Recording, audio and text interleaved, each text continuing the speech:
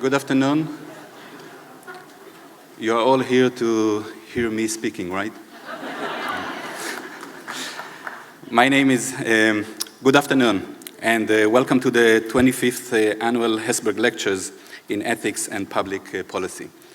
My name is Asher Kaufman, and I'm the director of the John B. Kroc Institute for International Peace Studies, which is part of the Keough School of Global Affairs at Notre Dame.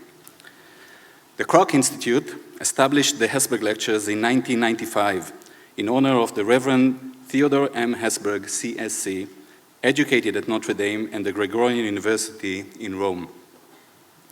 Hesburgh, better known to all of us as Father Ted, was ordained a priest of the Congregation of the Holy Cross in Sacred Heart Church in 1943. At the age of 35, in June 1952, he was named the 15th president of Notre Dame and served in that capacity for 35 years, until 1987. Father Ted built the modern Notre Dame, overseeing not only the rise to prominence of the university in the ranks of American higher education, but also the transfer of the university governance from the founding religious community, the Congregation of the Holy Cross, to a predominantly lay board of trustees in 1967, and the admission of women to the undergraduate program in 1972. The commitment to peace and justice and to exploring the ethical dimensions of public policy characterized Father Ted's career. As a charter member and chair of the US Commission on Civil Rights, as a member of President Ford Presidential Clemency Board, as a member of the board of the Overseas Development Council, as chair of the Select Commission on Immigration and Refugee Policy, and as a leader of a coalition of scientists and world religious leaders in condemning nuclear weapons. He was the recipient of the Medal of Freedom, the nation's highest civilian honor, bestowed on him by President Lyndon Johnson in 1964, and the Congregational Gold Medal bestowed upon him by President Clinton and congressional leaders in July 2000. Father Hesburgh envisioned the Kroc Institute to be a center of learning and training for peace builders from around the world who would come to Notre Dame, be educated in the field of peace studies, and return to their homes to work on advancing peace and justice and form a strong global network of peace builders. His motto, "Peace is the work of justice," continues to be the lightning rod for the Institute's research, teaching, practice, and outreach. As for the network he envisioned, the Kroc Institute has now over 1,700 graduates of our 3 educational programs, many of whom work on peace and justice in the 4 corners of the earth, including in the United States and even here in South Bend. Indeed, we at Kroc, just like Father Ted, put the local right at the center of the international that appears in the official name of the Institute. This lecture series that honors Father Ted follows his example of open-ended inquiry that takes values seriously and cherishes wisdom. Recent speakers of this lecture series included thinkers, authors, and activists such as Michael Walzer, Kenneth Roth, Mary Kaldor, Shashi Tharoor, Shirin Abadi, Amartya Sen, Bill McKibben, Amitav Ghosh, and last year, Beatrice Finn, Executive Director of ICAN, the International Coalition Against Nuclear Weapons, the recipient of the 2017 Nobel Peace Award. To this distinguished list, we now add Dr. Cornel West. I've asked my colleague, Jason Springs, Professor of Religion, Ethics, and Peace Studies, to introduce Dr. West to us. Professor Springs is not only a student of Dr. West, but has also published extensively on Dr. West's writing and activism, most prominently in his recent book, Healthy Conflict in Contemporary American Society. Among Kroc faculty and beyond, I would be hard-pressed to find a better person to introduce Dr. West to us. Professor Springs, the podium is yours. Thank you.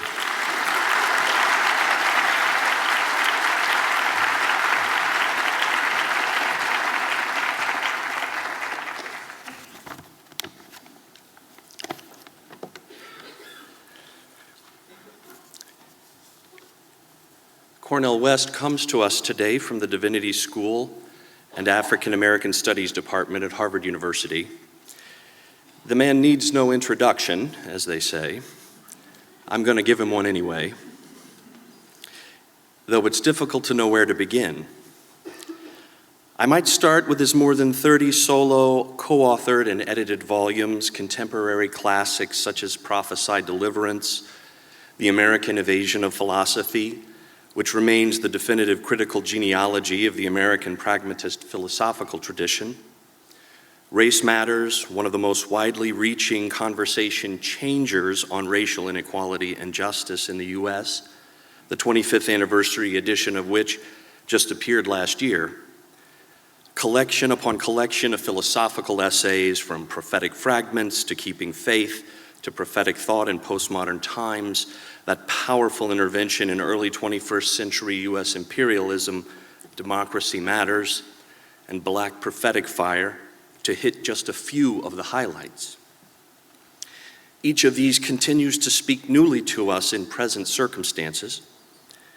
In his recent writings, Dr. West continues to train our attention on the ways that the legacies and present-day realities of white supremacy in our society do not restrict themselves to explicit instances of alt-right rallies and Ku Klux Klan marches, but rather that these legacies also have written themselves subtly across all our bodies and our very souls in the daily details of our common life together, and must be persistently struggled against.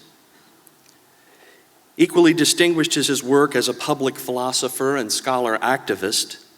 The likelihood of finding him holding forth in the classrooms of Harvard, Princeton, and Union Theological Seminary is no greater than finding him in the throes of nonviolent direct action and civil disobedience in places like Zuccotti Park in Lower Manhattan, or in Harlem, fighting to challenge and transform the stop and frisk policies of the NYPD, adding his voice and visibility to the movement for Black lives on the streets and in the jail cells of Ferguson, Missouri, in the fight for indigenous peoples' land rights at Standing Rock in North Dakota, and of course, witnessing against the present-day realities of white supremacy on the streets of Charlottesville, Virginia. In this, Dr. West follows directly in the vein of Mohandas Gandhi and Martin King, Ella Baker, and Fannie Lou Hamer. His activism bears living testimony to Henry David Thoreau's quip that under a government which imprisons any unjustly, the true place for a just person is also a prison. And as Professor West will point out, it matters not whether that unjust imprisonment occur under the auspices of immigration policies or the new Jim Crow. Working in his distinctive vision of prophetic pragmatism, the scholarship and witness of Dr. West fits especially well the very framing of the Hesburgh Lectureship, challenging us to hold ethics and public policy together as inextricably intertwined. But he challenges us in other ways as well, for his is a deeply humanistic mastery of philosophical and ethical traditions that work at moments to challenge, transgress, and subvert those traditions themselves for the sake of allowing suffering to speak and centering the needs and voices of the most vulnerable. For years, we at the Kroc Institute have striven to weave humanistic inquiry and reflection, the full breadth of the humanities, into our vision of peace studies, as necessary and equal partners to ethics, policy, social science, and practice. It's a precarious and never finished enterprise. For these reasons, Dr. West comes as an especially timely and valuable teacher and dialogue partner, as one who has spent his career to this point wrestling with and integrating philosophical, religious, and theological literary resources, film, hip-hop, jazz, and gut bucket blues, for the purposes of effecting change in real-time, workaday realities of everyday people, politics, and yes, policy. It's a steep challenge. Do we have the wherewithal for such an encounter? Dear friends, I give you Cornel West.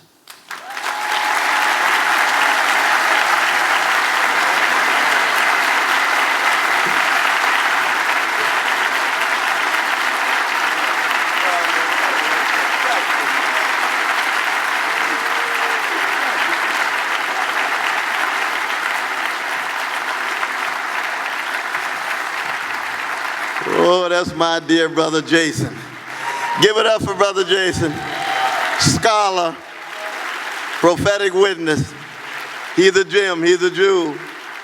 He is my brother. I love him deeply, and I feel his love. One of the great joys of being a teacher, and you get my age, you're able to see students come in already talented, but lo and behold, they begin to cultivate even more their capacity for creative imagination and critical intelligence.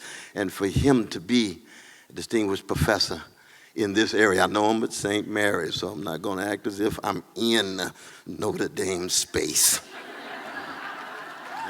Both spaces have been consecrated. Both spaces are special. But to just set eyes on you, brother, it brings back the memories of Brother Jeff Stout and the seminars on Hegel and Fichte and Kant and others.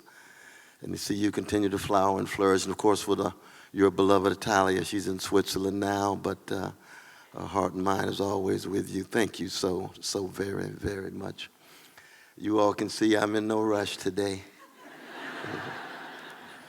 No, the Hesburgh Lecture is a very, very distinctive and specific event. Nobody like him. What a legacy.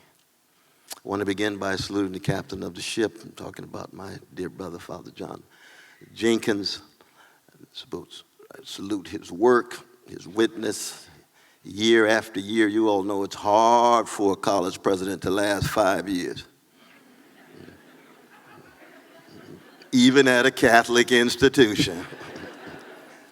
And our dear brother is still going strong. The grace is still operating, and his conviction is still very much at work.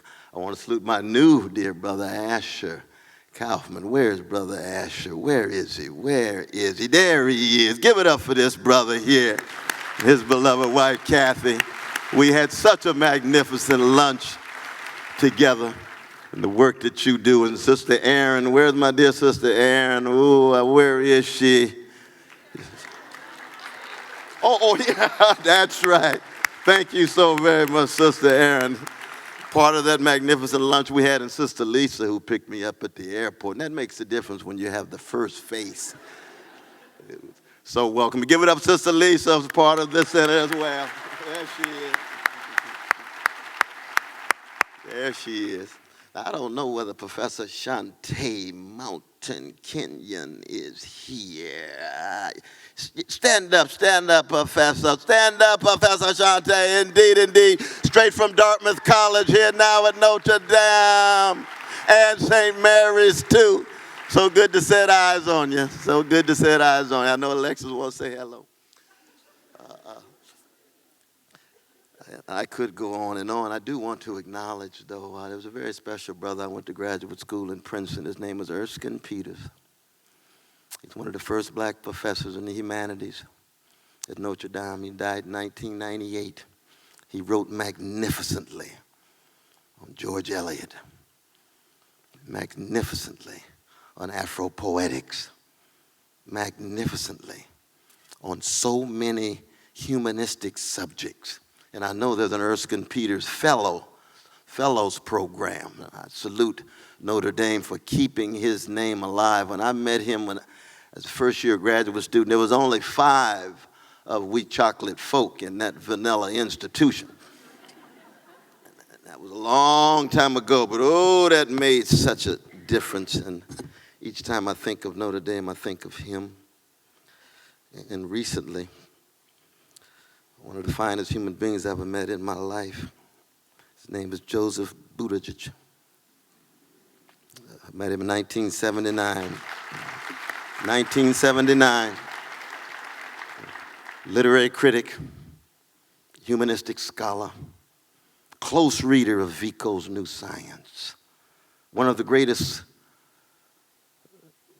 caretakers of Antonio Gramsci and Antonio Labriola. I used to go to Italy with Brother Joe every summer. And that means I remember Brother Pete when he was walking around in short pants. So I've got to shift. He's running for president. Lil Pete. No, I love the Buttigiegs, and I just couldn't believe when I heard that he had passed the latter part of January. And I want to dedicate my feeble words and weak efforts.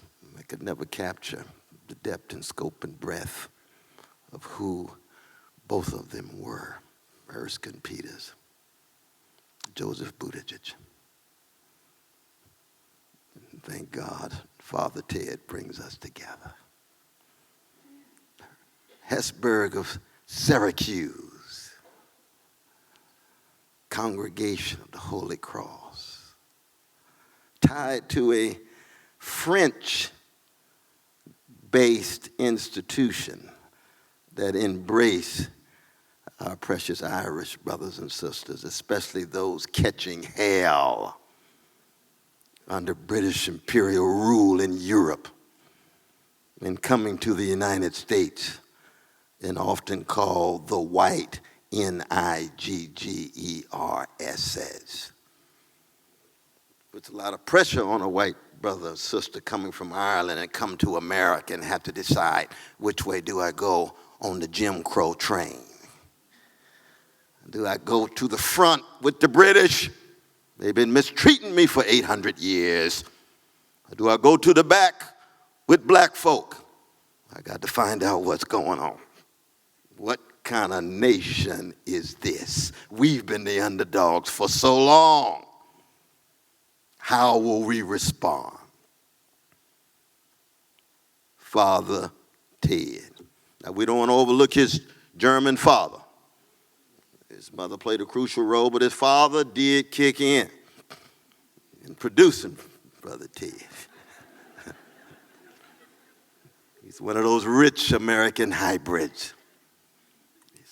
But most importantly, he was willing to embark on wrestling with the most fundamental question any one of us will ever have to come to terms with, which is, what does it mean to be human? Building on that rich Socratic legacy of Athens, that line 38a of Plato's Apology, the unexamined life is not worth living for the human. We know Latin, humando, is the source of the English word human. Humando means what? Burial. We, conscious primates, made in the likeness and image of God, on the way to burial. Unexamined life not worth living, the examined life painful. It takes great courage.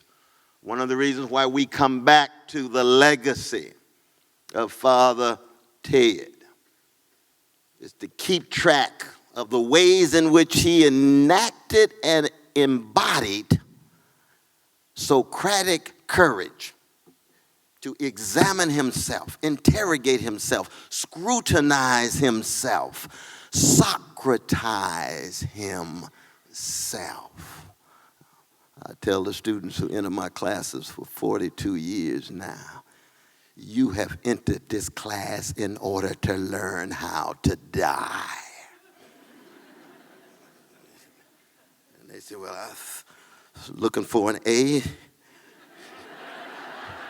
trying to get my diploma, want to graduate May the 19th, as will many here. Let's give it up for the seniors already. May the 19th, they're going to march. Happens to be Malcolm X's birthday. Keep that in mind. And the question will be, have you really learned how to die in order to learn how to live? Because when you interrogate yourself and give up any slice of assumptions or presuppositions, any prejudices you have, any prejudgments that need to be unsettled, that's a form of death. And there's no education without death. There's no paideia, P-A-I-D-E-I-A. I'm talking about deep education, not cheap schooling. Cheap schooling is about information and skill acquisition. But no, what goes on at St. Mary's, what goes on at Notre Dame is paideia. That transformation, that metanoia, that fundamental interrogation of self that results in intellectual, moral, political awakening, but always shot through with elements of ignorance. Nicholas of Cusa taught us well. No matter how learned we become, we're still part of the learned ignorant. No matter how unlearned our brothers and sisters may be who don't have access to deep paideia, they've got their forms of ignorance too. Therefore, it's endless. It's perennial. It must go on and on and on until the worms get our bodies. So Father Ted was preoccupied with a question. What does it mean to be a featherless, two-legged, linguistically conscious creature born between urine and feces? And that cuts all the skin pigmentation, race, ethnicity, sexual orientation, national identity. We're talking about humando, our common humanity. And when our bodies become the culinary delight of terrestrial worms, lo and behold, we acknowledge our equality. Now, I want to thank God for a dear sister, Joan Kroc, because she had a whole lot of money, but she gave so genuinely and freely, not just for the Peace and Justice Institution here, for hospice, studies in alcoholism, National Public Radio. Oh, yes. And $1.6 billion to who? The Salvation Army. I don't know too many folk from power elite, the ruling class, that give $1.5 billion to the Salvation Army. Most oligarchs and plutocrats these days want a building with their name on it, with even their middle names sometimes inscribed. Give me immortality with that building with my name on it. You say, well, we thank you for the money, but it would be nice to maybe name one for St. Francis or maybe Dorothy Day. That would be a wonderful, wonderful, wonderful candidate. For me, I'd put Daniel and I'd put Philip Berrigan up there. I'm just showing you my leanings, though. Oh, yeah. I'd put Cesar Chavez, the great Catholic freedom fighter. Dolores Welter, another great Catholic freedom fighter. And you all know I'm Black Baptist, so I'm left wing of the Protestant Reformation. But my love flows across denomination. It flows across skin pigmentation. It flows across class and national boundaries. In fact, to be very honest, this personal moment, I am who I am because somebody loved me. Somebody cared for me. Somebody attended to me. And so I begin with a note of piety. Our dear brother Jeff Stout talks about this all the time. Piety is not blind obedience to dogma. It's not uncritical deference to doctrine. It is the acknowledgement of the sources of good in our existence from mama's womb to tomb. So it begins with gratitude. I'm glad that I came from Irene West and Clifton West. I'll never be one half of the human beings both of them were. Whatever the world says about me, I know often they're lying. Keep my feet on the ground. Because you never met my mama. You never met Irene. You never saw her smile. You never saw her love. Irene B. West Elementary School that they named after her in Sacramento, California. You never met Clifton, or my brother Clifton, or my sister Cynthia and Cheryl. This sense of piety. We can begin to play those Euthyphro and then move to John Dewey's national piety, the sources of good in our lives. And the fundamental role of family. For some of us, it's church. For others of us, it's synagogue. For others of us, it's mosque. For others of us, it's temple. For our secular brothers and sisters, it might be the library and the librarian. It might be the track coach. Oh, Lord, I'm in South Bend. The football coach. But I'm talking about them not as elements in a machine. I'm talking about human beings who are targeting young people to make sure they are shaped in such a way that their character and their virtue allows them to engage in team spirit, to get outside of their egos, to connect to something bigger than them. And we're living in a moment of such massive spiritual blackout or whiteout, depends on which part of town you live in. But what I'm talking about is the relative eclipse of integrity, honesty, decency, generosity, courage, getting outside of oneself instead of that narrow narcissism and individualism and nihilism. In fact, the great Rabbi Abraham Joshua Heschel used to say over and over again, he said it at the Second Vatican as a Jewish brother shaping the policy, the major ecumenical movement in the world is nihilism. What is nihilism? It's the triumph of Thrasymachus over Socrates in Plato's Republic. But Thrasymachus stands for what? Might makes right. Power dictates morality. Who cares about integrity and honesty? Who cares about principle? It's the survival of the strongest and the slickest. It's the obsession with the 11th commandment, thou shalt not get caught. And all you have to do is read business pages these days, and you see all this, well, front page now with scandals in schools. Wall Street. Oh, there's some decent folk on Wall Street, but all that survival of the slickest, obsessed with pecuniary gain. Even when you commit a crime, often you don't go to jail, but let that happen to the brother and sister on the poor side of town. Survival of the slickest. Young folk, our dear Father Ted would want to say to you, the Socratic legacy of Athens is about finding your sense of a calling, not just a career, a vocation, not just your profession, of trying to make a decision of what kind of human being you're going to be, what kind of virtues, what kind of visions, what kind of values will they say about you when you are in your coffin at your funeral. They're not going to read your curriculum vitae at that moment.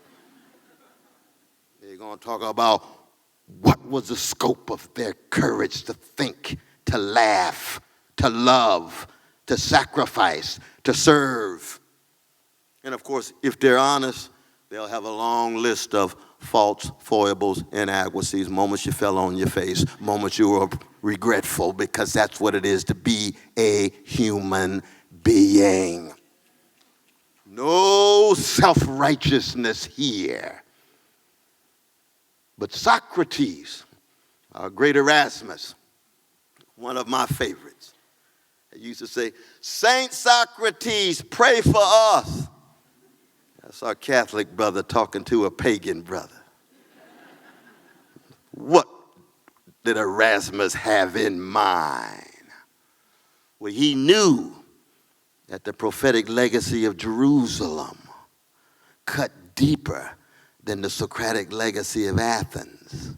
But that Socratic legacy of Athens was a necessary but not sufficient condition for trying to come to terms with what it means to be human at the highest level of what the Greeks call arete, excellence.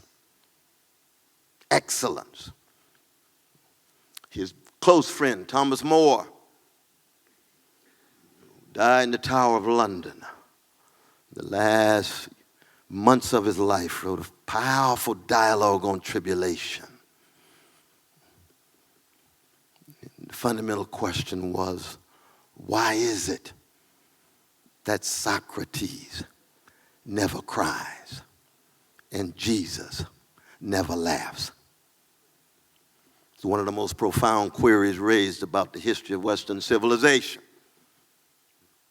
All of the love of wisdom in Socrates, the willingness to die given his commitment to wisdom, that philosophia, love of wisdom, he never sheds a tear. And Brother Father Ted understood that if you're wrestling with what it means to be human, it's not going to be simply about self-interrogation and self-scrutiny. It's also going to be about vulnerability. It's also going to be about tears. Tears will shatter your numbness. Tears will define in many ways what you fundamentally care about. So at your mama's funeral, it's not a compliment if you stand there with a moment of self-mastery rather than allow the tears to flow, because the love that you had for her is such that it overwhelms you. So the question becomes, did Socrates ever love human beings deeply as opposed to loving wisdom intensely? And we know when he's on his deathbed, Xanthippe comes in.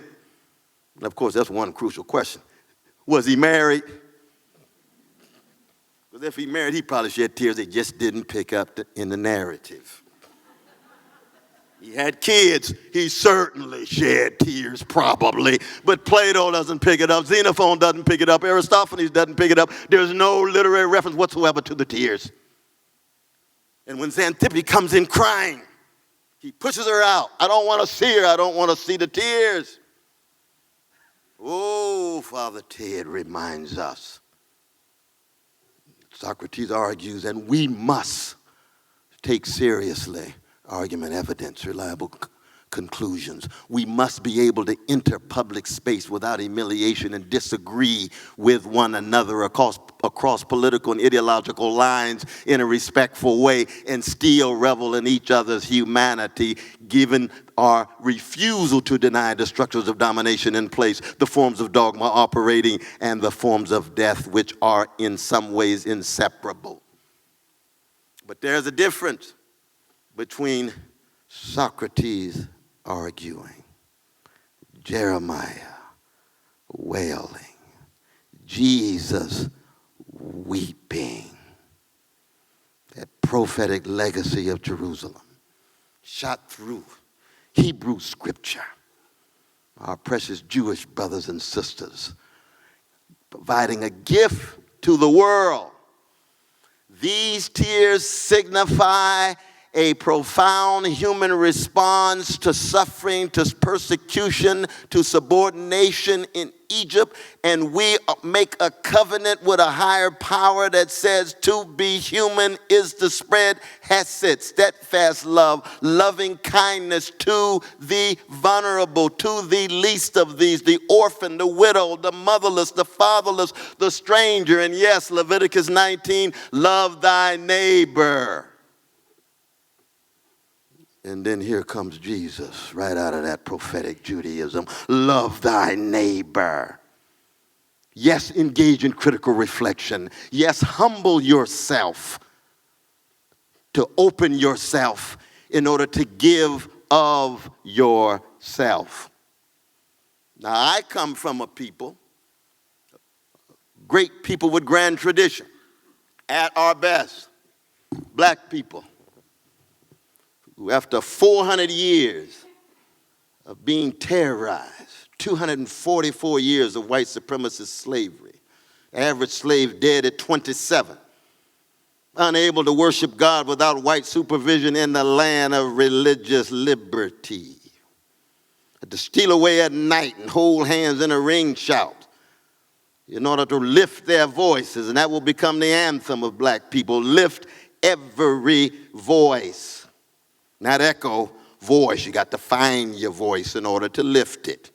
If you're just going to be part of an echo chamber, then acknowledge the degree to which you are complacent with conformity. You don't want to think for yourself. You don't want to laugh for yourself. You don't want to love for yourself. You got to check on somebody else, some other point of reference. You looking at yourself through the lens of somebody else. You could be a woman looking at yourself through patriarchal lens. You can be black looking at yourself through white lens. You can be gay and lesbian looking at yourself through straight lens. Who are you? What is your voice? You can't be a blues woman. You can't be a jazz man if you don't find your voice. If you're going to imitate folk, just stay at the cafe and sing your karaoke. No, if you find your voice like Aretha, find your voice like John Coltrane, find your voice like Louis Armstrong, find your voice like Luther Vandross, find your voice like Kendrick Lamar, find your voice like Erykah Badu. It is so distinctive, it's just like your fingerprint. Nobody in the world like you. There'll never be anybody else like you with all of your wonderfulness and all of your wretchedness. Don't get it twisted. No, we're not talking about elevating yourself, being so big and grand. No, not at all. Not at all. You're shot through the same stuff as some of the very folk that you engage in name calling and finger pointing. I get in a lot of trouble by calling Donald Trump my brother. They say, Brother West, you better get off the symbolic crack pipe. You know Donald Trump's not your brother. I say, no, you don't understand where I come from, you see. You don't understand what goes into me. You see, he's made in the likeness and image of God, just like me. I think he is subject to very strong gangster proclivities. No doubt about it. You grabbing a woman's private parts, that's gangster. You see another country has oil and you want to take it, that's gangster. But then I say to myself, I was a gangster before I met Jesus, and now I'm a redeemed sinner with strong gangster proclivities. I'm on a human continuum. And that nobody's action fundamentally exhausts all of their humanity. They have potential. They have possibility. You don't make a political program on it, but they can change. Malcolm Little was a gangster. He's loved by the Honorable Elijah Muhammad, and he emerges as Malcolm X, one of the greatest freedom fighters and fearless speech givers of the 20th century. All of us have the capacity to change. Don't ever freeze anybody in a stationary, static space, even as you keep track of their devilish behavior. And allow them to keep track of your devilish behavior. The humanizing, and anytime you humanize, you contextualize and you pluralize and you individuate. So we're all distinctive persons made in that image of God. That's where the Martin Luther King Jr.'s come from. That's why Father Ted is seen in the picture with Brother Mark. As a legatee of the Socratic legacy of Athens and a legatee of the prophetic legacy of Jerusalem. In Father Ted's case, mediated through not just the Catholic Church, but the congregation of the Holy Cross. That we could have a whole lecture just on that congregation and the sisters that flow therefrom. Martin Luther King standing there, similar legacy of Athens and Jerusalem. Black man dealing with what? Chronic catastrophe. Chronic catastrophe. And this is part of the challenge, because we in the United States, we live in such a state of denial when it comes to catastrophe. We love to talk about solving problems, but we don't like to talk about wrestling with catastrophe. In the 32nd chapter of Genesis, Jacob is not wrestling with the problem. He's wrestling with a catastrophe. It's the angel of death in the midnight hour. He emerges with a new name, God Wrestler Israel. New energy, new vision, deep wounds, catastrophe. Right as we sit in this magnificent place, whose land was it first? Indigenous brothers and sisters. There's never been an indigenous people's problem in America. There's been catastrophes visited upon them. Don't deodorize their situation. We're going to keep it funky this afternoon. We're going to keep it real this afternoon. There's never been a Negro problem. There's never been a black problem in America. There's been catastrophes visited on black people. After 244 years of white supremacist slavery, 12 years, America does something that's unprecedented in the history of the modern world. Enslaved people become citizens. You had 2 black senators from Mississippi, Chief Justice of the Supreme Court, black man in South Carolina, Lieutenant Governor of New Orleans and Louisiana. Multiracial democracy, unprecedented. 12 years, it's over. Which means what? The Union Army wins the war, white supremacy wins the peace.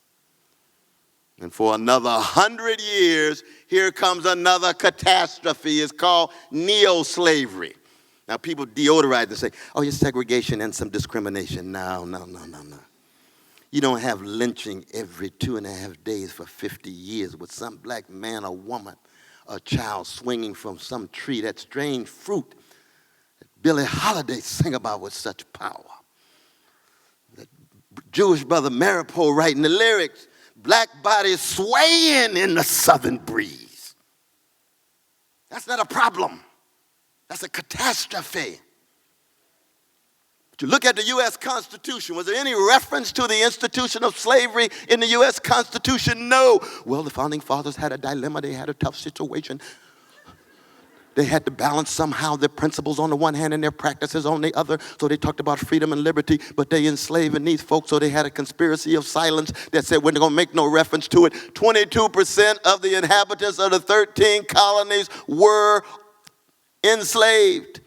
Their very labor produced the wealth that was the precondition of the democracy. In the same way indigenous people's land dispossessed becomes the precondition of the democracy, and all of a sudden there's no major reference. Lo and behold, you cannot deny not just the truth, but the catastrophe. We're going to end up fighting one of the most barbaric of all of civil wars. 750,000 human beings lost, each one of them precious. I don't care what color they are. They're human beings made in the image of God. 750,000 gone. You're fighting over an institution not invoked in your Constitution.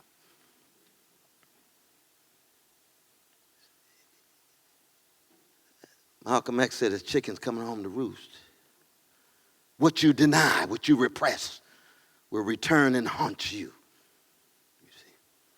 And then, after the 12 years of that rich experience of multiracial democracy, in no way perfect, like most democracies, still shot through with corruption. Like most human societies, we don't know a human society that's not tied, shot through with corruption and graft and so forth. Here comes neo-slavery, Jim Crow, Jane Crow, up until 1965. So you can imagine when Father Ted steps forward with his strong critique of white supremacy on the vanilla side of town. And they're saying, well, we know they're catching hell over there, but I'm not really sure that's our business. I think we need to keep a distance. It's just so sad to be born black, but lo and behold, I'm white, so let me just keep moving.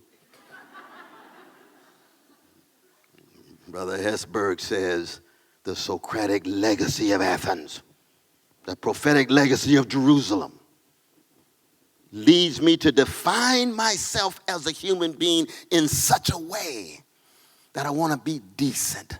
I want to have integrity. I want some moral consistency. And I know if I do that, I won't have a lot of popularity among my friends.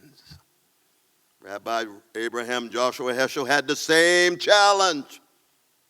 I'm coming from the old country in Jew-hating Europe, Eastern Europe, Russia, pogroms, attacks, unbelievable hatred coming at him. Comes to the new world and says, lo and behold, I follow the legacy of Esther and Amos, which means I'm going to be in critical spiritual moral solidarity with these folk catching hell. And we can go on and on. We could talk about the Middle East today with the Israeli occupation.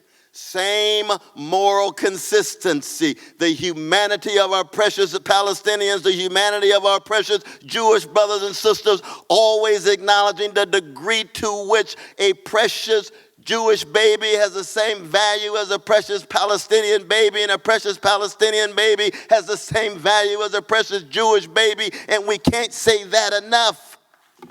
We can't say that enough. The primacy of the moral, the primacy of the spiritual. And we ought to be as outraged if there were a Palestinian occupation of our precious Jewish brothers and sisters. We should be raising our voices, making sure that their humanity is lifted, given 200 years of Jew-hating activity. But the same moral outrage and righteous indignation ought to be that of an Israeli occupation of Palestinian brothers and sisters, both of them having the equal status. And that's exactly what brought Martin Luther King together with our dear Father Ted. And let's keep in mind, especially for the young folk, that this is not a matter of trying to check on my identity and seeing whether, in fact, my identity overlaps with your identity in such a way that our interests are articulated so that maybe we can march together. No, identity politics is empty if you haven't defined the moral content of who you are.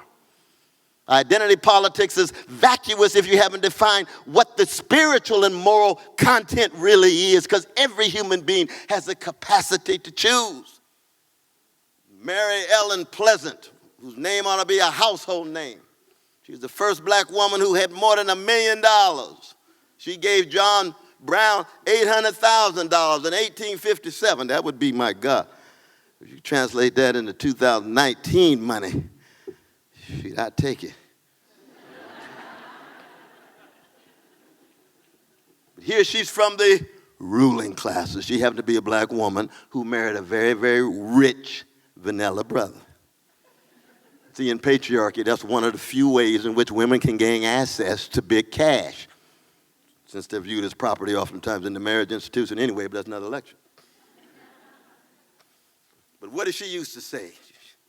She's known as the mother of human rights in California. She started each speech, I'd rather be a corpse than a coward. I'd rather be a corpse than a coward. Martin King used to tell his staff, SCLC, I'd rather be dead than afraid. And of course, we know fear is shot through each and every one of us. Anxiety, insecurity.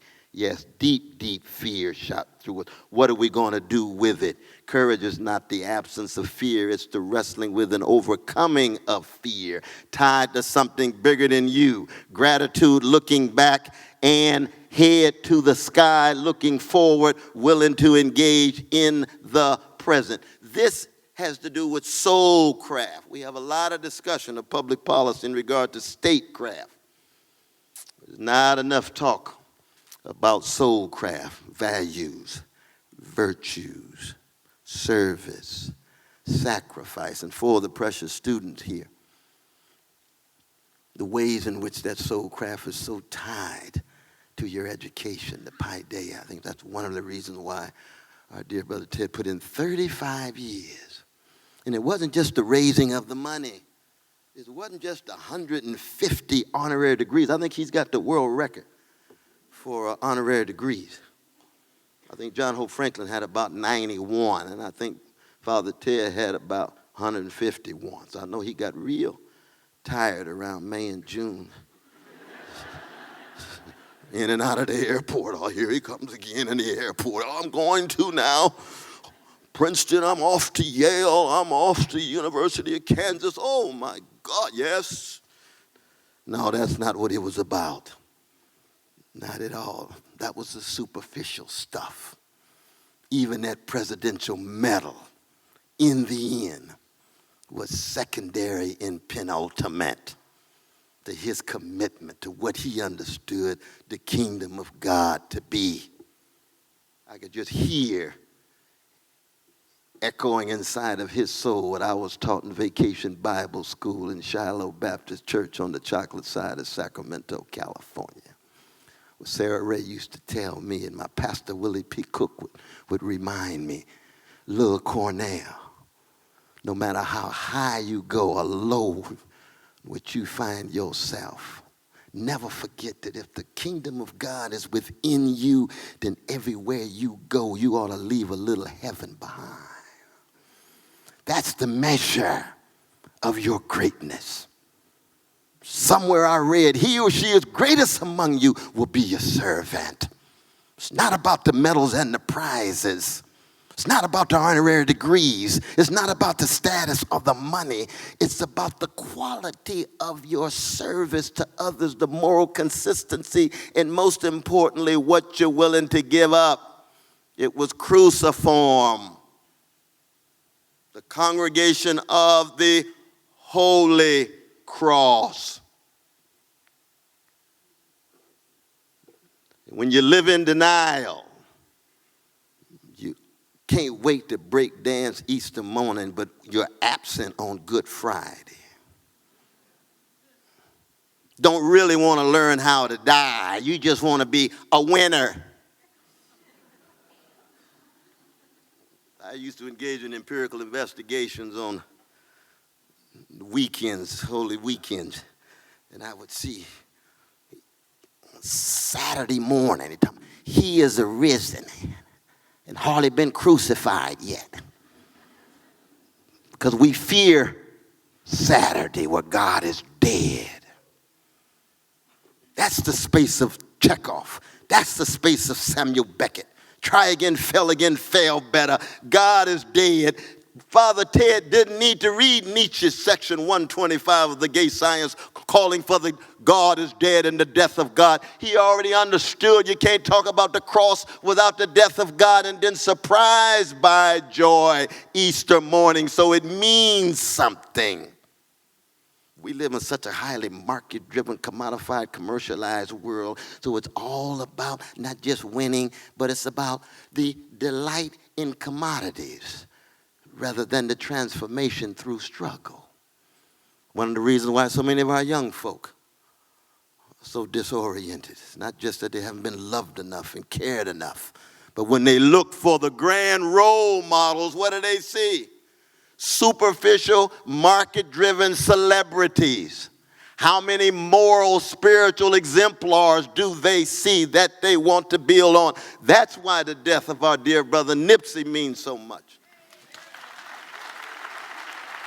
Nipsey Hussle named himself after Nipsey Russell. You got to get real archival to understand what's going on there. That's like Mom's Mabley. That's like Rudy Ray Moore.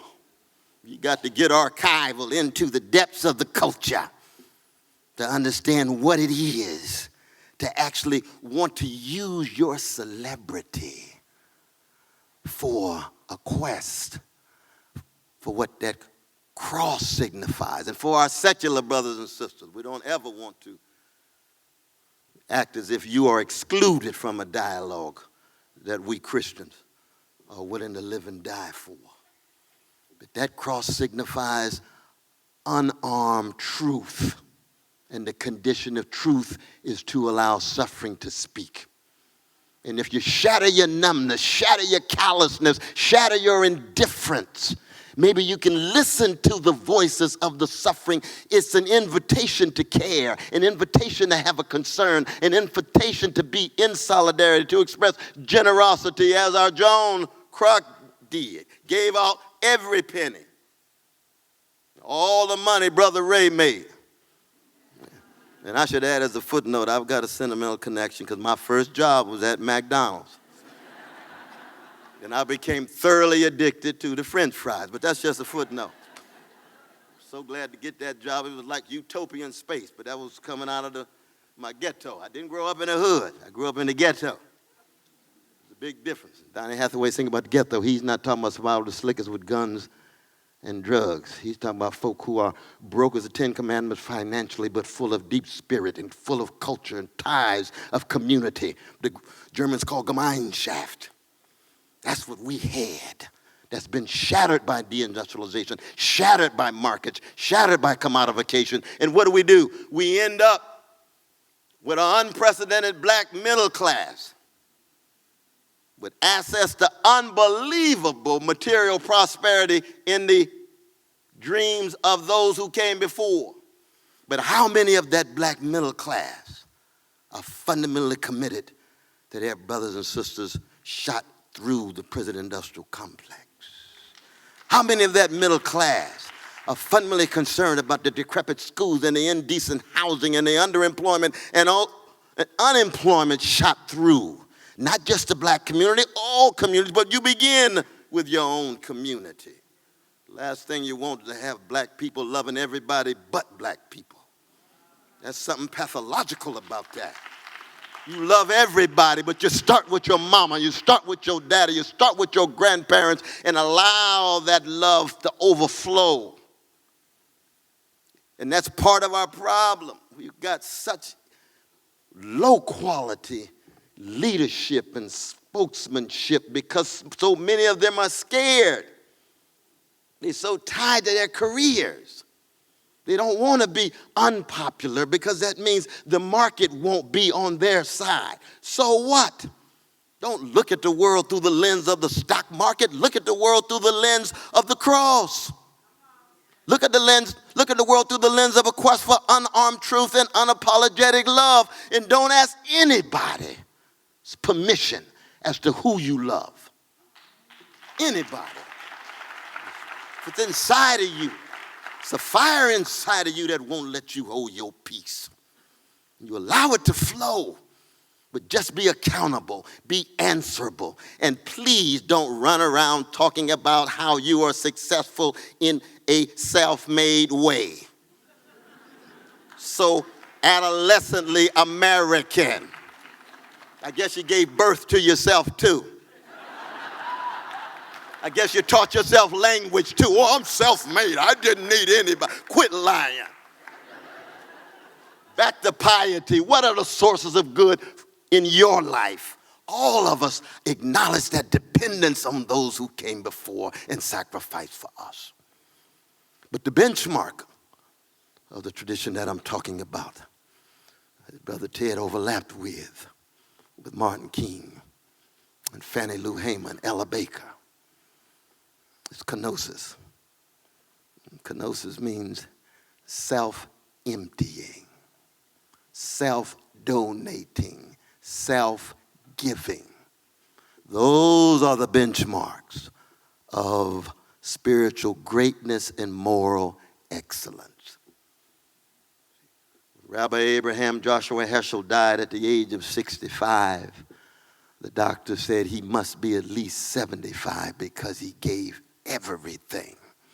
Fighting against the war in Vietnam, fighting white supremacy, fighting anti-Jewish hatred. When Martin Luther King Jr. died, 39 years old, in the coffin, the doctor said he is at least 62. He gave everything. Edward Said, my dear Palestinian brother, working 20 hours a day as he had to come to terms with the bodyguards in his office at Columbia University. He gave everything. It's like the end of an Al Green concert where he can hardly breathe and walk because he has given everything. James Brown would perform for 3 hours in a row. And at the end of every concert, he would always say, I'm an extension of you, you're an extension of me. I wouldn't exist without you. Did anybody come here to hear a song we did not play? And some beautiful black sister in the corner would say, you didn't play Soul Power. He would say, hit it, Bootsy, right on the spot. Because he came to serve, he came to give, he came to donate himself so he could hardly walk when it's over. And I go to some of these concerts these days of my precious young folk. This culture of conspicuous spectacle. I went to see Usher one time. The brother came in like he was in a circus with things rolling. After about 13 minutes, I said, brother, pick up the microphone and sing a song, man. Come for no spectacle. But that's what the culture is. Celebrity, spectacle, image. The greatest entertainer of our day. The great genius herself from Houston. Beyonce. Oh, she's something. I mean, I'm not just talking about the way she looks. I'm talking about her entertaining, unbelievable genius. But she's also a symptom of the culture of superficial spectacle.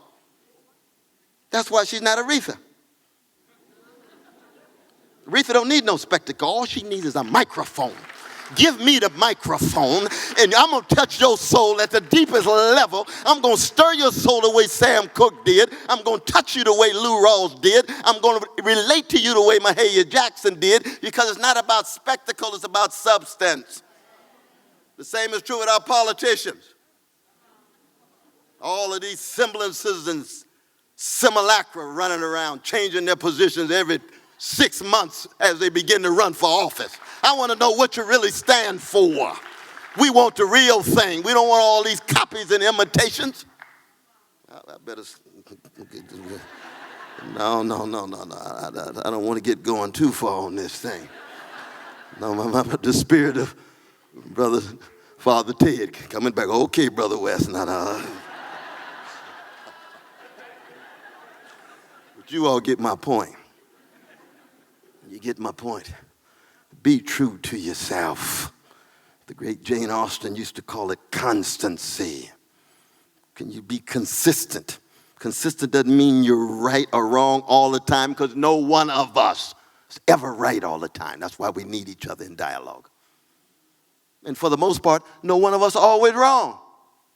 I know when I confronted the neo-Nazi brothers in Charlottesville, they right up our face. Guns, ammunition, they got face masks on. They came to die. They were ready to fight. I admired their courage. They happen to have thuggish, gangster-like causes, like a Nazi soldier willing to die, or a kamikaze soldier in Japan willing to die for thuggish, gangster-like causes. That shatters. It ought to shatter the lukewarmness of so many of us in the middle. What you gonna be on fire for? Will it be filtered through love and justice? Will it be filtered through hatred and revenge? What are you willing to really sacrifice for? Do you think you can just skate through life with a superficial culture of spectacle? Where you involved with all these joyless quests for insatiable pleasures? Where you're still empty? Where you don't have enduring joys? This is a spiritual question. No religious tradition has a monopoly on the answers. I happen to be a revolutionary Christian. I'm going down with that tradition. No doubt about that. But I know we Christians, oh my God, that's another 2 lectures. All the accommodations, the hatred and revenge.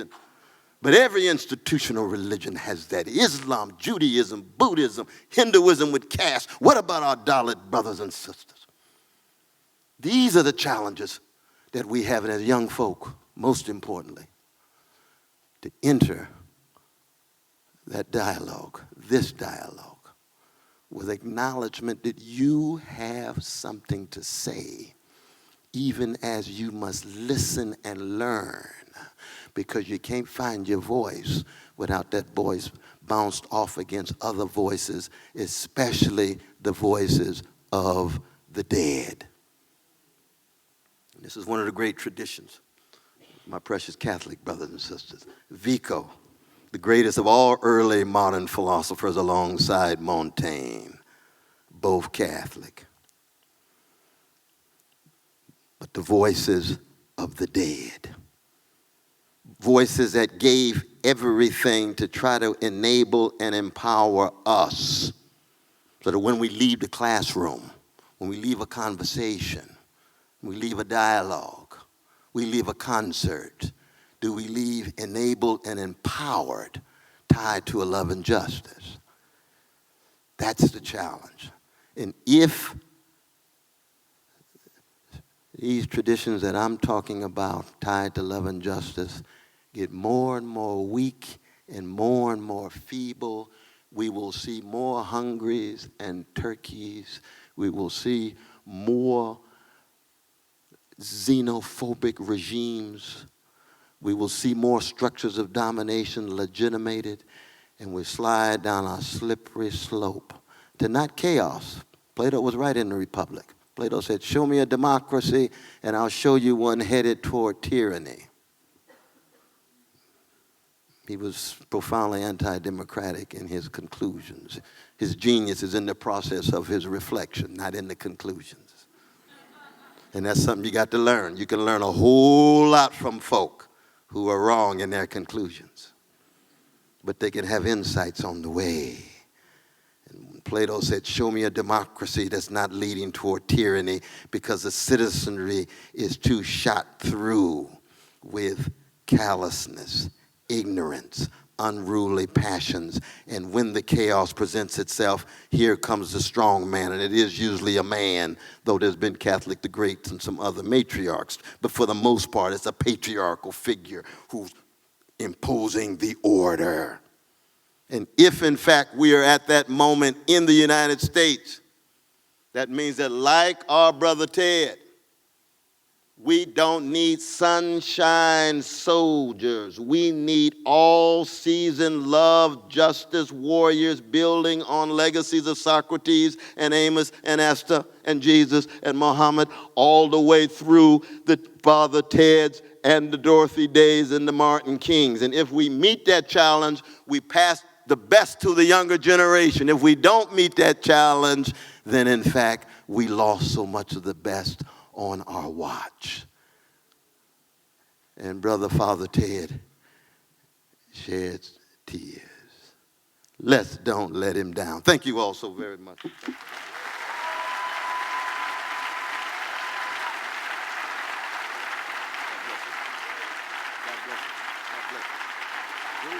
bless you. God bless you. God bless you.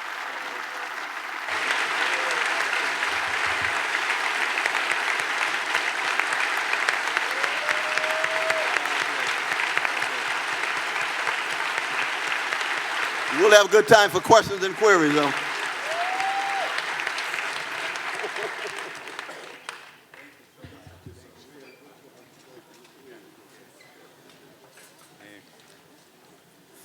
We have a few minutes for questions. So for those of you who would like to ask questions, there are mics on both sides. You can just line up, and we'll take it from there. Indeed, indeed. Please don't hesitate. You're so kind. I'm sorry to go on so long. But just raise your hand. We've got a wonderful, this is a magnificent space, I must say. Definitely. Am I missing something? Oh, they have a line there. That's good. We got a microphone. Thank you so much, Sister Lisa. Good evening. Oh, brother, you got a magnificent voice, man. It's a little Barry White, Isaac Hayes, and a whole lot of other. That's beautiful, man. You're going to take your time unless you want to sing a song. You sounding good.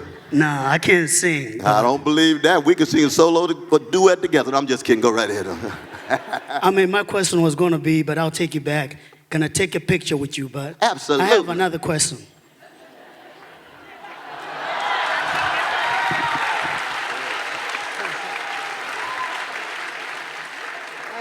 Take a picture. Use your phone, too. Use your phone.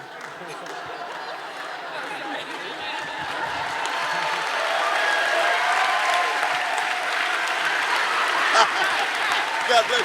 Thank you, thank you. I'm so honored.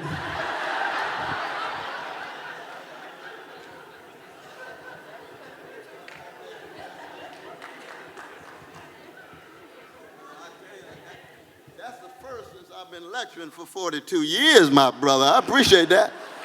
I'm honored. I'm so honored. I hope everybody understands me. I have an accent. I come from a great country called Malawi, Central Africa. Yes. Mine is more of a comment, and you can add on to it. I've been living in the United States for 20 years. So I've witnessed the greatness of America, and I love America. But one thing that I see, there's a disconnect between, for lack of a better term, the black Americans and the Africans here in the United States. Yes. Some of the people here will tell you If you look at the best institutions in the United States, they're getting run by Africans. But there is no African Americans that are also taking those roles. I'm not saying they're not, but I'm saying you go to the hospitals, you're going to see doctors besides India, they're from Africa. If you go to Wall Street, it's the same thing. During the civil rights, and I know you know, I'm not trying to give a lecture, I'm sorry. The brothers here, when they were going through that struggle, they were so connected with the Africans. Right now, there's nothing like that. And Africa right now is also going through a catastrophe, like you said. True. That's it's true. bad in Africa. Recent coup, that's right. That's right, brother. What would you say would be the right thing for the brothers here in the United States, and including, like you said, you got to love your people first, then the love overflows. But when we say the black Americans, what could they do to help the brothers in Africa? We don't want no food, we don't want no water, but we want structure. We want to be independent. We don't want anybody to end up like me, thinking I'm coming here to live like Will Smith. I'm saying stay in Africa and make Africa happen, because that's the greatest continent in the world. Oh, no, appreciate your words. Appreciate your words, though, brother. Very much so. Well, one thing to keep in mind, I mean, anytime you're talking about a human being, you're talking about a variety and diversity, heterogeneity of human beings in any community. So you're going to find some folk who are doing very well. There's a whole wave of black folk who are doing very well, brown and yellows and others. We're going to make sure we say something about immigration as well in terms of our brothers and sisters trying to gain access given what's the catastrophe that they're wrestling with in Central America. But the thing is, when it comes to Africans and New World Africans or black folk, the white supremacy cuts so deep, brother. There's deep white supremacy in the souls of black people. So you don't have to have white brothers and sisters around to see white supremacy. You just look in the souls of black folk. It's deposited there because they grew up in America. They've been taught that they're less beautiful, they're less moral, they're less intelligent. They've been taught not to be too aggressive or too angry in the mainstream, but to wear a mask in the great poems of Paul Laurence Dunbar. But when Africans come to the United States, they get Americanized, which means that they got deep white supremacy inside of them. So what happens is Africans look at black folk too often through white supremacist lens, you see? So that when a black person in America looks at an African brother, let's say like yourself, sharp, ready for battle, mind prepared, they can see a stereotype of an African that's been circulating in America for a long, long, long time. Same is true with an African, see the black man, like me. They'll see a stereotype. Oh, he's just a savage in the suit. It just happens to be three-piece today. See what I mean? So you got to shatter the white supremacy, internal, external. It's not just structures of domination, which they are, but it's also inside. And you have to shatter. But we've had marvelous solidarity in instances in which black Americans have come together with Africans in Ghana, in South Africa, in Tanzania, in Ethiopia. And we want to keep track of those deep solidarities as much as we do that crucial point you make. But I know I can say so much more, but we've got some others. But I appreciate you. And you stay strong, though, man. You stay strong. Oh, we got another side here. I'm sorry. Thank Go you right very ahead, my brother. Thank you very much for being here. I wanted to thank you for putting yourself in the spotlight in terms of doing TV shows. I really liked you in The Matrix and all the other types of places that you put. I know that makes a lot of academics a little nervous, and I know you've gotten a lot of flack for that. So I wanted to thank you for being a leader and for being someone that people look up to. So with that said, I wanted to push you a little bit. Sure. And just, if you could please talk a little bit about the Democratic Party. Right now in this town, people are so excited because of Pete Buttigieg. But more generally, I just wanted to ask you if you could talk about the Democratic Party. There's a lot of hope that this party can be a vehicle for genuine justice, not just lip service, not just, lip service. And then there's a lot of anxiety that people that are trying to make the Democratic Party are actually doing something really bad for this country at this point. And obviously Trump comes to mind and everybody's so scared. So I know that you're, Buttigieg's spirit is in the house here, but if you could still address something like that, I think right now people really need to hear about that, and I would appreciate it. No, I appreciate that question, my brother. Definitely. No, I mean, good God, I got a deep love for Brother Pete because he's like family, you know, but family doesn't dictate my politics. You know, I love my mama, but I don't want her to run for things, you know. So, I mean, he's family. I'm going to love the brother no matter what. But I think in general, the Democratic Party, again, will be tested. In my own humble opinion, the Republican Party is just so mean-spirited and cold-hearted, especially toward the vulnerable. So based on my own biblical criteria, I'm highly suspicious of them. If you treat the 1%, you treat the well-to-do, you treat the rich in one way. That's why not one person on Wall Street went to jail given all the crimes committed. But let a working class person or a poor person of any color get in trouble, they on the way to jail. Well, you see, that's a rule of law that I call into question. Then it's disproportionately black and brown oftentimes, too, in that regard. So that if you got mean-spirited and cold-hearted on the Republican side, when I look at the Democratic Party, the corporate center and the corporate wing of that party, for me, is just too spineless and milquetoast. You see? They're just spineless and milquetoast. So we locked into it. Now, of course, as you know, I've been with Bernie in 2016. I'm with Bernie again. Now, Bernie's not perfect. He's not perfect. We got to keep pressure on that brother. He's a human being like everybody else. But he's got an independent streak, and most importantly, he means what he says and says what he means.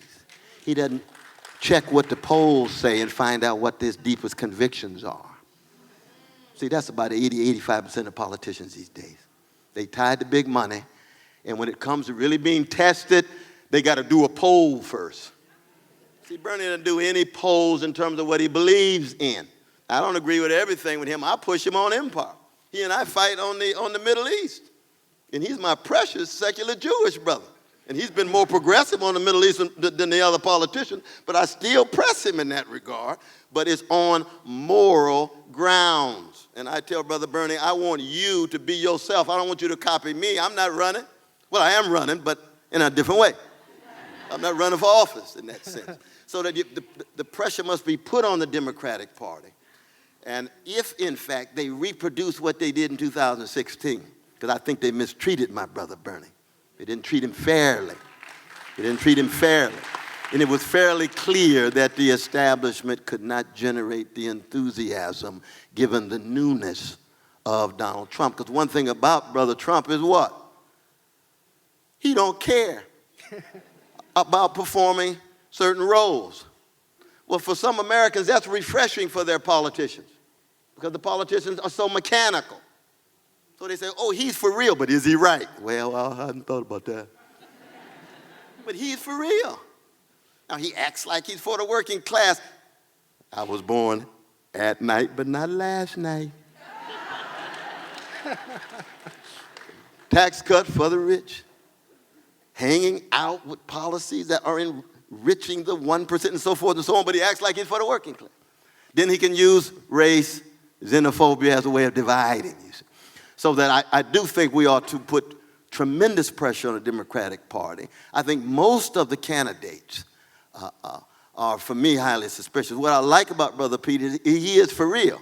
He's just not as progressive as Bernie Sanders is. You see what I mean? And I'm so glad we have a gay brother out there being honest, being candid, using biblical formulations.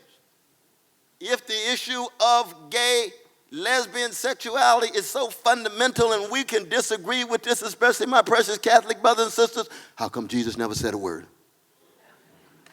How come Jesus never said a word? Thank you very much. That's the beginning of it, and that's what Brother Pete is pushing. But Bernie, see, when you hit Wall Street, when you hit big military, big money, and then connected to criminal justice, then connected to the Middle East, then connected to what's going on in Saudi Arabia, look what he and Ro Khanna have put forward in terms of the War Powers Act of 1973 to finally get some limitations on the ability of the president to call war anytime they want to. And who's going to fight the wars? Not the sons and daughters of the Harvard faculty. They got about 2 of them. But no, our precious working class brothers and sisters and lower middle class and poor, they're the ones fighting the wars. There's no draft. America's in 5 wars. We didn't even know it. We don't acknowledge the bodies of the precious soldiers who come back. Denial again. That's catastrophic, especially for the families. You see what I mean? Those are the kind of issues that we need to push. That's one of the reasons why, I'm with Bernie. I'm not advertising for Bernie now. No, not at all. You land where you land. Just make sure when you land, you got some strong arguments and moral vision. Appreciate your question. Thank you very much. Brother. I'm going to be short of it. Go right ahead, though, brother. Good afternoon. How you doing, though, man? Thank you for coming here today, and it's such an honor to listen to you speak. I feel like everything in my brain is just hitting on fire just listening to you, and it's such an honor to come and witness that. I salute you, my brother. I salute you, man. I have a question. So my question, I come from a life of service, basically. I spent 10 years in the United States Marine Corps, and after that, I got my degree in nursing, where I currently work at St. Joseph Hospital, and I'm blessed to be able to take care of people and serve them in that way. Yes. Since I moved to South Bend, I've been able to be a part of the community, meeting a lot of people and being an influence within certain parts of our community here, which has been amazing. But what I've been witnessing just as far as across the country in general is the difficulty for young people like myself, like you were stating earlier, as far as finding our voice and holding on to our identity and being able to speak up. When you have people like AOC, who's come into Congress, who's been able to voice a lot of her concerns and opinions, but then you have a lot of older people saying, now hold on, wait, you gotta do this, and you gotta do that, and you gotta be this way.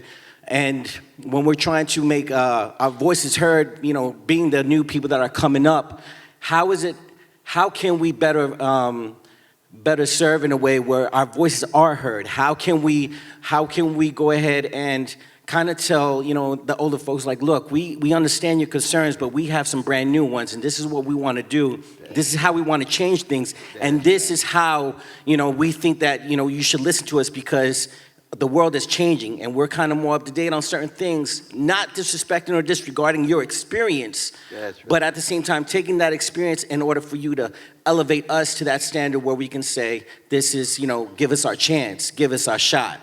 Ooh, you got it, brother. You got it. No, you got it, man. You got it. Cicero and Quintilian defined eloquence as wisdom speaking. That's just what you did. It was wisdom speaking. And you don't, when I talked about ask for permission, you don't need to ask we old school folk for permission. You raise your voice and you say to older brothers like me, appreciate the work that you have done. I'm building on the best of what you tried to bequeath to us. But we know every generation and every person has the best and the worst. So you must never judge the younger generation by the worst and the older generation by the best. The older generation had the worst and the younger generation got the best. And you say, I'm part of the best of the younger generation.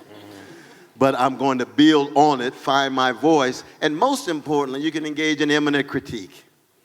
You can say, okay, old folk, who are your heroes? Who are the people you really elevate? Oh, Martin Luther King, well, let's go. I love Martin. Wait. Martin Luther King had 72% disapproval rate when he died and 55% disapproval rate among black people. So everybody loving him when he's in the grave. When he's alive, FBI says he's the most dangerous man in America, but he came out against the Vietnam War. He got people in black churches, black leadership saying, he sounds like a communist. He sounds like a communist. We can't be a communist. We can't be part of the communist movement. Why? Because it's hard enough being black. That's enough weight for me right there. You know what I mean? Even the cognac not going to help me out on that one. That's too much. King said, I'm not a communist, I'm a Christian. And what did he say right before he died? You never understood me. I was called by God to bear witness to truth and justice. This is about integrity, not popularity, no matter what color the people are. When I bring critique to bear in what America's done in Latin America, when I bring critique to bear of what has been done in Africa, he was there with Nkrumah in 1957, wasn't it? When I bring critique to bear in Vietnam, I'm trying to be a decent person, keeping track of the voices of the suffering. I'm critical of the repression in the Soviet Union. I'm critical of the repression in North Korea, in North Korea and in North Vietnam at that point. So they never understood him. So you say to the older generation, we have the same spirit that your heroes had. You the one who's become lukewarm. That'll put it on them for a while. You see what I'm Thank saying? you. You see what I'm saying? Hell yeah, that'll put it on them for a while. Father Ted came out for nuclear disarmament. Do you think that made him popular? Not at all. When he came out for peace, not at all. But he didn't do it in order to be popular. Now, he didn't know that there was John Kroc sitting there when he gave that speech in California. Is that right, Brother Asher? Was it in California? When Father Ted gave that speech and Sister Joan was there? Where was it? It was in San Diego. And she's in the room. My God, he speaks the truth with such integrity. He might need a little help. I happen to have cash. But he didn't go there looking for cash. He seek the kingdom of God and some other things will be added. He's trying to live a life of integrity. Young people must realize integrity, honesty, decency, though we will all fall on our faces, they never go out of style. Love at its deepest level, if you cultivate the capacity, never goes out of style. Justice, fairness as well. And as long as that is the case, then we have debates about how we understand it, how we interpret it, and so forth. Go right ahead, though, bro. Hello there. Yeah, my name is Cesar. I'm named after Cesar Chavez, so thank you for mentioning him in Dolores Huerta when you opened. Thank you. My question is, so as a queer Latinx individual, how do we move beyond the sort of facade of multiculturalism and diversity and inclusion into actual equity and integrity? Well, I mean, I think you said it, and I've tried to accent this point that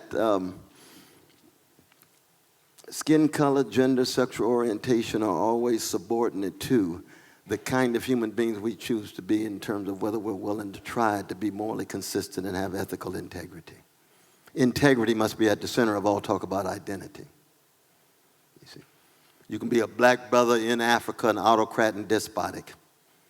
You see, you can be a white brother in America like Miles Horton, founder of Highlander Center, where Rosa Parks was a student teacher 3 months before she decided to sit down on a bus in order to stand up for justice. Miles Horton was as white in skin color as the stereotypical Norwegian. Didn't make a difference. His wife, white sister, co-wrote "We Shall Overcome." How come? She chose to be a decent human being who fought against white supremacy. Now, he had cousins in the Ku Klux Klan. And where's my dear sister Monica? Where is Sister Monica here? Where is she? There she is. Give it up for Sister Monica. She's graduating, but I'm thinking about this, Sister Monica, because Sister Monica is from East Tennessee, and Miles Horton from Tennessee, and he had cousins in the Ku Klux Klan. So when they burnt down his place, that was a family affair. But he built it right back up because he wants to be a decent human being, trying to engage in moral witness in that regard. So that again, multiculturalism is going to be relatively empty if it doesn't begin with serious talk about what kind of human being you're going to be. And that frees everybody up, right? So that white skin doesn't mean you have one view or one orientation. No, it means you have to acknowledge the degree to which white supremacy provides certain kind of benefits and privileges, but at the same time, as a human being, you can use benefits and privileges in such a way that you empower others, especially those who are less powerful than you. That's a choice. That's a choice. As a man, patriarchy shot through me through and through. How do I wrestle with it every day? How do I conquer it, reconquer it every day? You remember the eulogy of Dorothy Day from Martin Luther King Jr.? Martin Luther King Jr. learned how to die daily. That's an echo of the New Testament, isn't it? Christians must learn how to die daily. You see, that sinful self pushback. When you fall in love, you learn how to die in order to emerge with another. usually on the road to bittersweet. Sappho's right about that, but at least for a moment, it can be unbelievable. Right? But the point is that the human questions are always the crucial ones. Multiculturalism at its best raises those issues. Multiculturalism at its worst ends up just another commodified, colorful glass menagerie of a predatory capitalism and patriarchy. So the folk who get to the top still preserve the same hierarchies. We had this problem with Obama. Everybody break dancing, we got a black president. I broke dance for one afternoon. And I told Barack when I did 65 events for him, I said, brother, what is the relation between you and Martin Luther King Jr.? We're going to try to push you over the finish line, but when you do, I'm going to be your major critic, because if you get in there and get tied to Wall Street and keep dropping those drones in Somalia and Afghanistan and Pakistan, if you don't say a mumbling word about the new Jim Crow, if you don't fight for the poor, I want you to be an abolitionist. We need to abolish poverty, no matter what color the child, no matter what color. Those are the issues I want to see. If not, it's just going to be symbolic, and a symbolic indictment of white supremacy. That's wonderful. Symbols will only take you so far. And that's exactly what happened. When he ended his presidency, the child poverty rate was higher, especially among black folk. You see what I mean? The wealth inequality, higher. Wall Street, free, given all the crimes. And yet in black and poor communities, in brown communities, deportation and immigration. They call him deporter in chief. We marched on him over and over again with the Brown brothers and sisters, pushed them for the executive order of DACA. You all remember this. And Trump has yet to catch up. Now, when you're anywhere behind Trump on issues of social justice, you need to check yourself. Check yourself. He hasn't got up to the deportations yet in terms of percentage. But being black allowed him to do all kinds of things because people are so enamored of the symbol. And we understand the symbol, especially black folk, all the hell we've been through. Just give us something. Okay, here's your black president in the White House. Oh, Lord. Thank you, Barack Michelle, too. And it's a beautiful thing to have a black family in that White House built by black slaves. But the question becomes, now what you gonna do? What you gonna do? I'm not the president of black America, I'm president of all America. That's not the point, brother. You don't say that to Catholics. When he was before Catholics, do you think he ever got up and said, I'm not president of Catholics America, I'm president of all America? He didn't say that at all.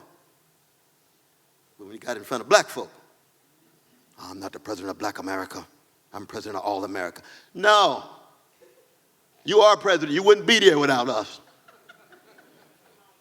You wouldn't have crossed the line without us. And we're looking for accountability. The symbols are fine for a little while. Police, militarized. The department's militarized. How many police who shot the young folk actually go to jail? You got a black man running the Department of Justice. Oh, we got to do an investigation. We got enough investigations. Let's get some fair trials, and let's start making sure if you kill folk, whether you're in police or not, and you're wrong, you go to jail like anybody else. You go to jail like anybody else. And you're doing that in such a way that you're not dehumanizing the police, you're not demonizing the police. They're human beings who have responsibility like anybody else. That's crucial. I'm saying that for my brother right here. I want you to know we ain't not dehumanizing you, brother. I understand.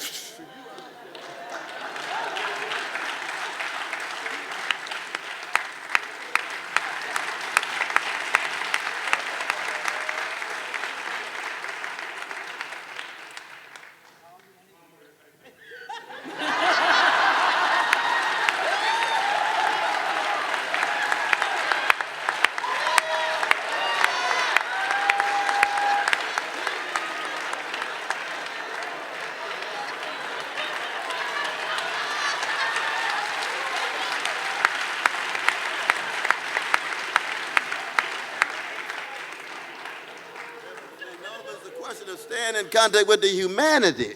I call it classical Christian hatred. where you learn how to hate the sin and still try to love the sinner.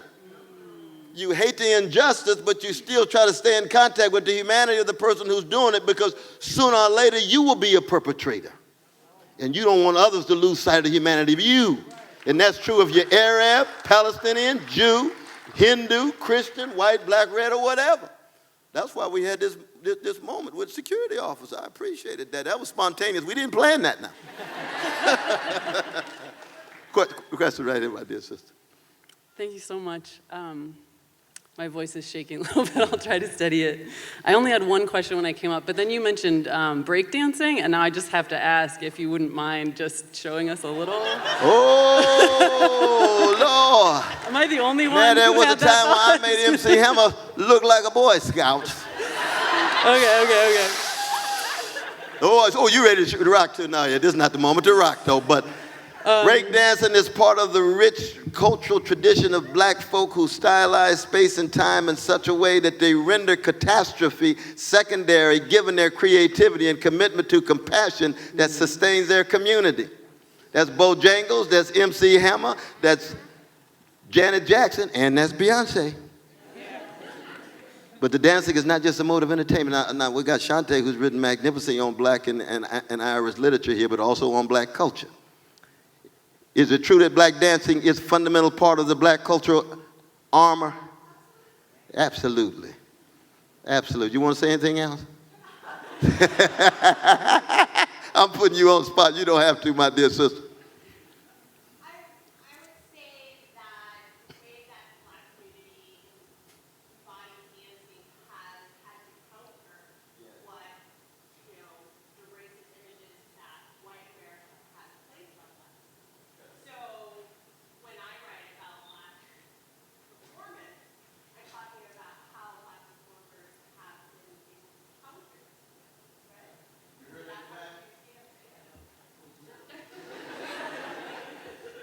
I can't do full justice to her eloquence, but how black performance has had to counter the white supremacist stereotypes coming at folk. Is that in part? Absolutely. You know, August Wilson, one of the greatest of all artists in America, the playwright, he used to say that black performance authorizes an alternative reality. You see? So given the nightmares realities in which we find ourselves, song of a Nat King Cole, the joke of a Richard Pryor, the music of the emotion of the Hutchison sisters or the Delphonics or Dramatics, they provide you access to a different reality that is one of profound sweetness. And this is very important. I know Notre Dame's motto is what? Life, sweetness, and hope. Is that right? Does anybody here know what the motto is? No, that's what it is. Sweetness. Soulfulness is a sharing of a soothing sweetness against the backdrop of catastrophe. Hi, my name is Marcel Zourbi, and I'm a Palestinian Christian from the little town of Bethlehem. And I would like to start by thanking you for bringing Palestinian voices into this space.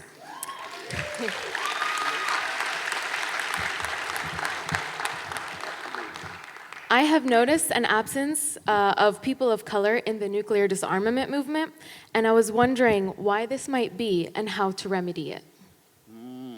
So that the solidarity is stronger across the racial lines?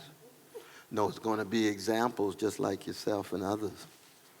That to the degree to which we have people who are willing to be a part of movements that are beyond what people think they would be associated with, you see.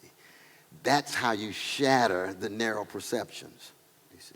And I'll give you an example. Even for example, when we talk about Palestinians, and you read in the newspapers, when it's okay, Palestinians catching hell.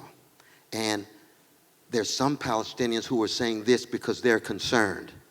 And you say, no, you see, this is the newspapers reproducing the narrowness. Right? Human beings who want to be decent are saying this. You got many Jewish brothers and sisters. We were talking about our Israeli brothers and sisters, their voices saying this. It's a human thing, you see. It's not confining it to just the group that's affected, because it forecloses the issues of moral integrity. And the same is true of nuclear disarmament. Decent people ought to be concerned about the degree to which nuclear catastrophe, tied to ecological catastrophe, driven by corporate power especially, need to be resisted. That's a human thing. When Phil and Daniel Berrigan were doing that, they weren't doing that because they're white and Catholic. They were doing that because as decent human beings, they're rooted in a rich prophetic Catholic tradition that leads them to put their bodies and souls on the line. What a grand example. You doing the same thing, given your rich Palestinian heritage and history. But you meet with the Berrigans and the others, given your commitment to moral integrity. It's a beautiful thing. Beautiful thing. Salute you. Brother West. Yeah, we got one more. Go right ahead. Brother West, my name is Richard Aguirre. I'm from Elkhart County, Indiana. Yeah. Elkhart County is the first Trump voting county that came together and in 2 months rejected a proposed immigration detention center that was supported by the Department of Homeland Security.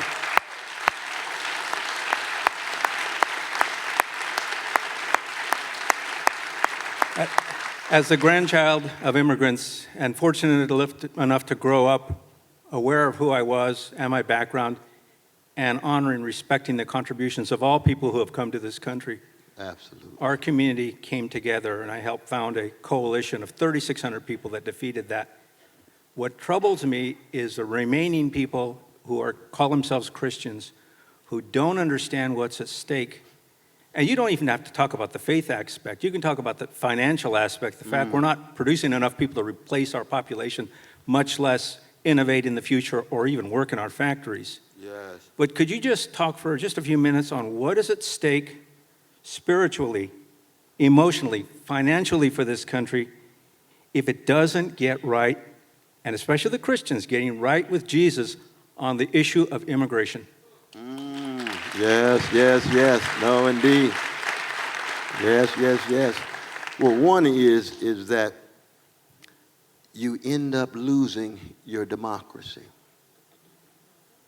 That the curtain falls on having a healthy public life, a healthy sense of citizenship where people feel as if instead of having to define themselves over against somebody in a demonizing and degrading way, they can define themselves as citizens in a positive, elevating way that embraces people across the board of racial, ethnic, gender, sexual orientation, or religious ideology, and so on, you see.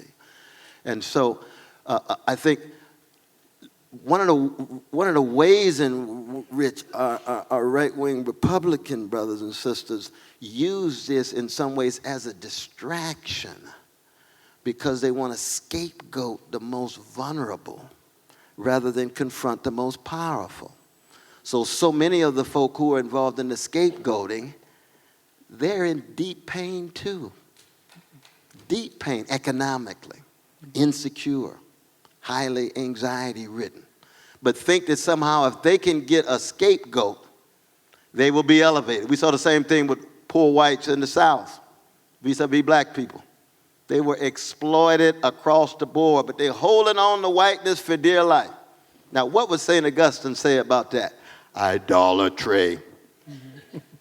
What happens when you worship idols?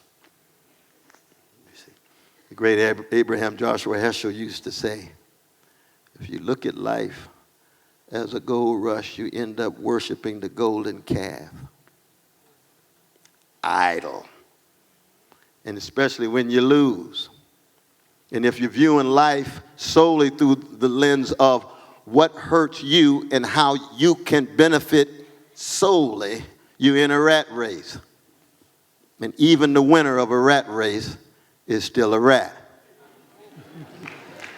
That's the last thing we want. That's the last thing Father Ted wants. I know we got to run though. You all take good care. Stay strong in what you're doing. St. Mary's, Notre Dame, our dear brother, Theodore Martin Hesburgh.